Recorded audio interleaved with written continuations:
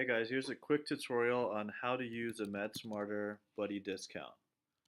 I'm going to go to the MedSmarter website, medsmarter.com, search this in Google.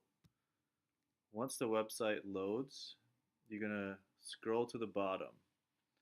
So we have the website, scroll all the way to the bottom here. You're going to see the third link which says Facebook buddy discount. Go ahead and click on that.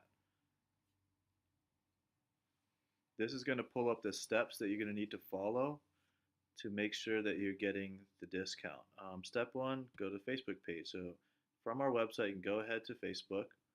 That'll take you to our page here. I'm going to want you to look for the event that you're looking to sign up for. So if you're taking step one, step two, I'm just going to do step one, okay?